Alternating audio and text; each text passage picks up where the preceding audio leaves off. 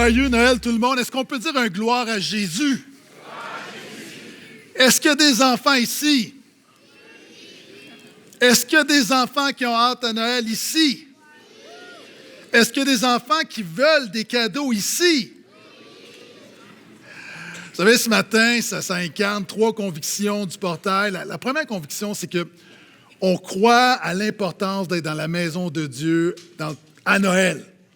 Alors que Jésus est la raison de la saison, merci d'avoir pris le temps de ne pas être trop occupé pour venir s'arrêter pour réfléchir à ce que Jésus a fait pour nous. Deuxièmement, ce service à la chandelle, qui est une vieille tradition chrétienne, c'est que Jésus est la lumière dans les ténèbres. Donc, on fait ça depuis des années. Et troisième raison, vous savez, on chante des cantiques de Noël. Si l'Église ne chante pas ces cantiques de Noël, personne ne va les chanter.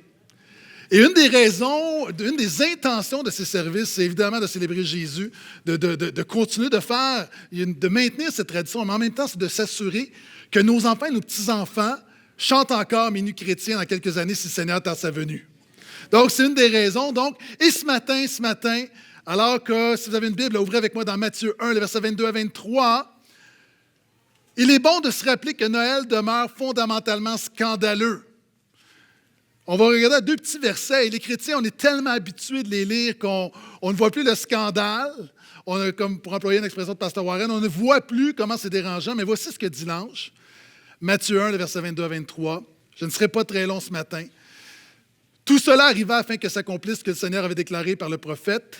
Et là, il cite Ésaïe, le prophète Ésaïe qui avait dit 700 ans auparavant, « Voici que la Vierge sera enceinte, elle enfantera un fils, et on lui donnera le nom d'Emmanuel. » Et le titre de ma courte prédication, c'est « La Vierge sera enceinte ».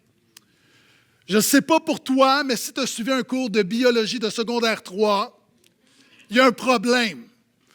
En français, on appelle ça un oxymore, c'est-à-dire c'est deux termes qui sont des contradictions. Une vierge enceinte, ça ne se peut pas naturellement. C'est comme parler d'une lumière noire. C'est comme parler de l'eau sec. Est-ce que ça se peut? C'est comme parler d'une douce violence. C'est comme parler d'un jeune vieux. Que tous les jeunes vieux disent Amen. Oh, voilà, tu as beaucoup de vieux qui veulent être jeunes. Un jeune vieux, ça se peut pas. Hein? C'est comme si quelqu'un te dit, toi, là, tu as une belle laideur. La Vierge sera enceinte. Et c'est scandaleux, je te défie. Au réveillon, dis que tu crois en Jésus, ça va passer. Alors que tu manges, tout autour, dis, je crois que Jésus fait des miracles. Certaines personnes, OK.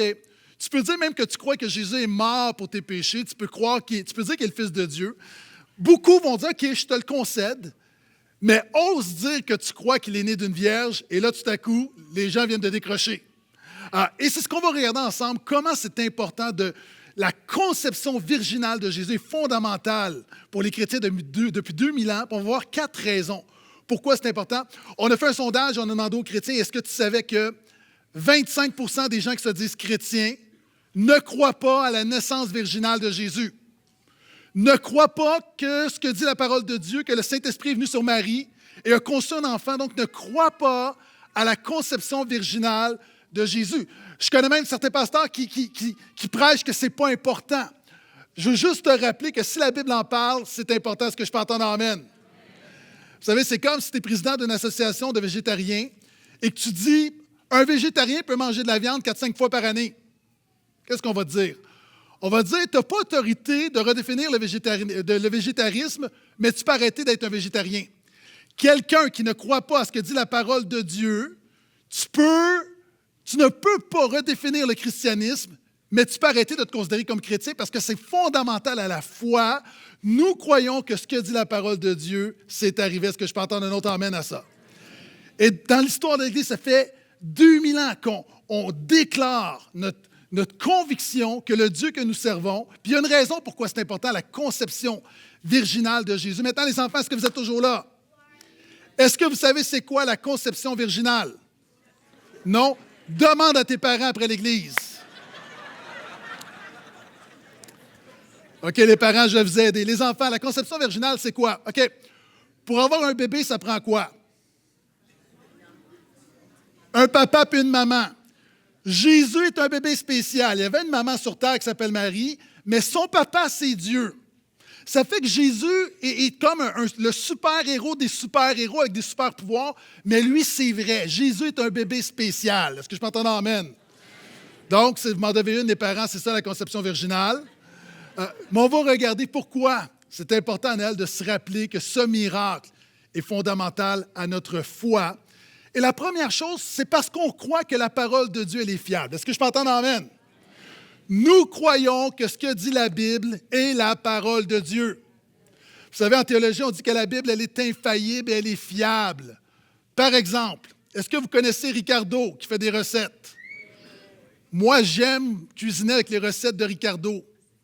Mais il y a quelque chose que Ricardo met dans ses recettes que je trouve pas fiable. Qu'est-ce qui est écrit en haut de la recette? Le temps. C'est une super recette, Ricardo dit, ça prend préparation 30 minutes. Et moi, après 45 minutes, je suis encore en train d'éplucher mes patates. J'aime Ricardo, mais Ricardo n'est pas fiable. Maintenant, je veux juste te dire que j'aime Dieu, mais la parole de Dieu, elle est fiable. Ce que Dieu dit, ça arrive.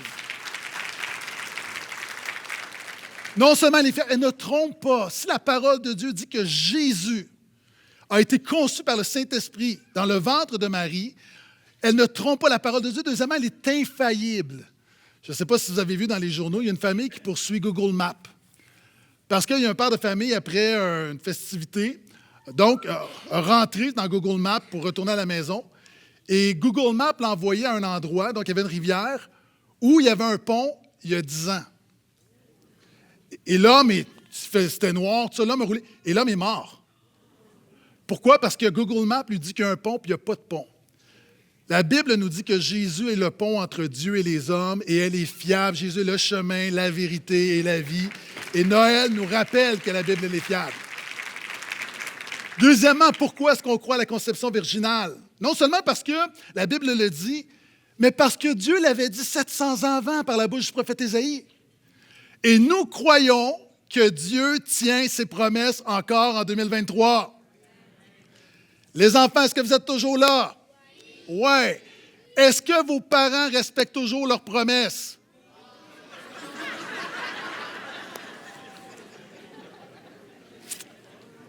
Là, les parents, il faut qu'on se parle. Il faut qu'on se parle. Ça, vous savez, les enfants, vous savez, c'est à cause de quoi? C'est que vos parents sont pécheurs et ont besoin de Jésus. C'est à cause de ça.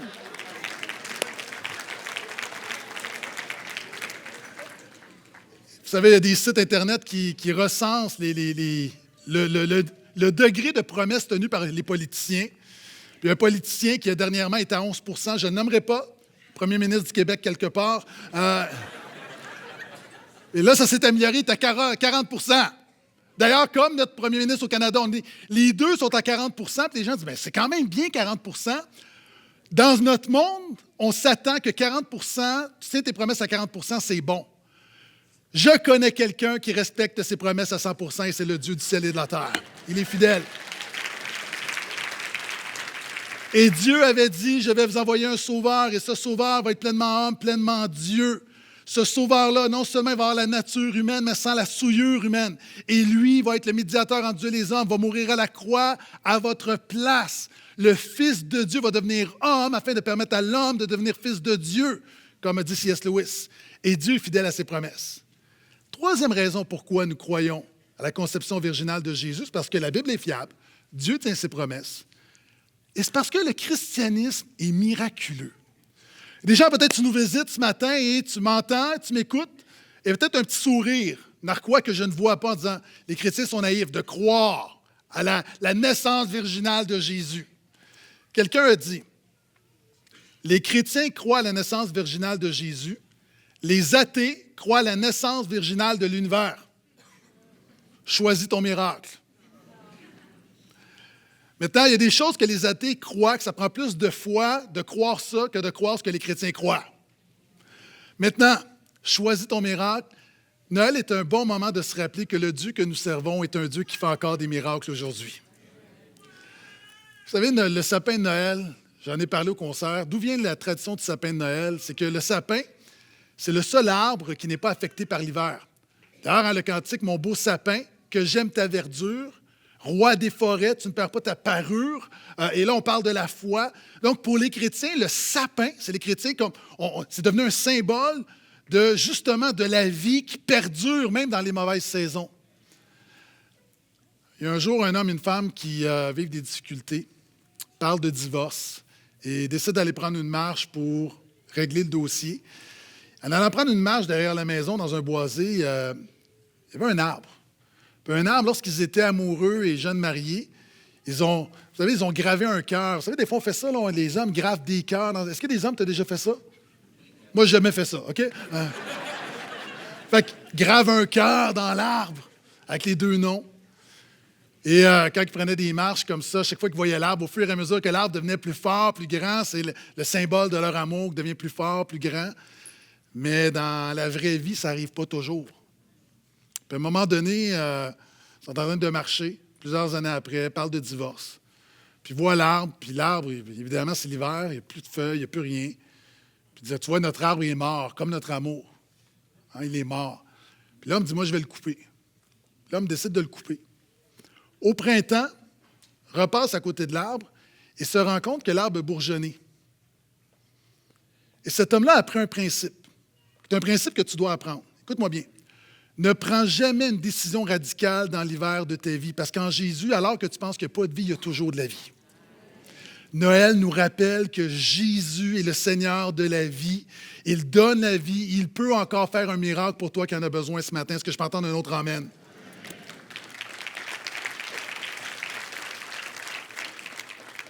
Les enfants, est-ce que vous êtes toujours là? OK, j'ai presque fini. Nous croyons à la conception virginale parce que la Bible, elle est fiable, parce que Dieu tient ses promesses, parce que le christianisme est miraculeux. Et quatrièmement, parce qu'elle est nécessaire, parce que Jésus est extraordinaire. Jésus est extraordinaire. La conception virginale est nécessaire à notre Sauveur qui soit en mesure de payer pour notre péché, de nous sauver, de nous libérer. Comme j'ai déjà dit, Noël, c'est Jésus qui délaisse sa parure pour prendre notre nature sans notre souillure. Maintenant, Jésus est extraordinaire. Et Noël nous rappelle que nous avons le plus merveilleux des sauveurs. Est-ce que je peux entendre un autre amen? Et vous savez, au portail, on croit que tout a toujours rapport avec Jésus. Les enfants, est-ce que tu as déjà entendu ça? Oui. Bon, excellent, j'ai eu peur. Cette petite canne, est-ce que tu sais c'est quoi? Canne de Noël. Est-ce que vous aimez ça, des cannes de Noël? Bon. Est-ce que tu sais d'où ça vient, les cannes de Noël?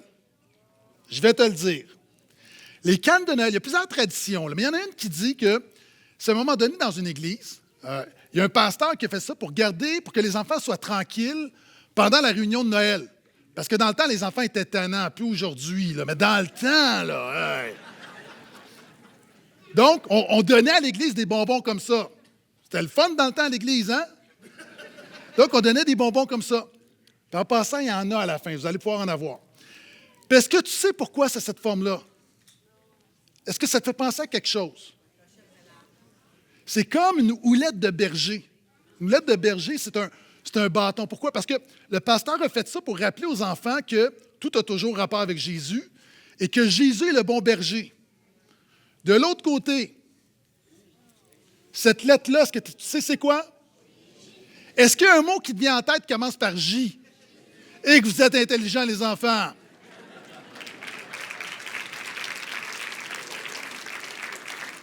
Donc, le pasteur a fait ça pour rappeler aux enfants que Jésus est le bon berger. Et est-ce que tu sais pourquoi c'est un bonbon? Est-ce que le bonbon est mou? Il est dur. Il est solide.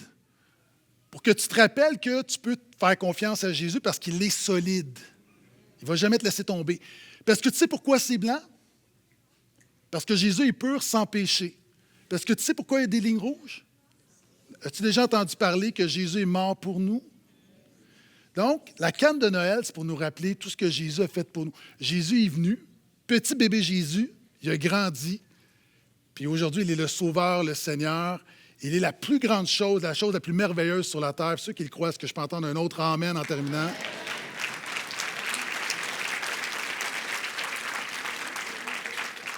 Donc, petit et grand, à cette saison de Noël, rappelons-nous que nous avons un grand Sauveur, un grand Seigneur, que Dieu est fidèle à ses promesses, alors que Nous vivons dans un monde imparfait. On s'apprête à aller dans nos foyers pour les festivités. Dans le fond de nos cœurs, on a des doutes, on a des craintes, on a des luttes, il y a des batailles, il y a des tentations. Et Noël est un moment de nous rappeler que Jésus est extraordinaire, que Dieu fait encore des miracles, que la parole de Dieu est encore réelle, elle est fiable, que Dieu tient ses promesses et que Jésus est encore en 2023 la raison de la saison. Est-ce que je peux entendre un dernier Amen? Joyeux Noël tout le monde. Alors que les musiciens viennent me rejoindre, vous êtes déjà là?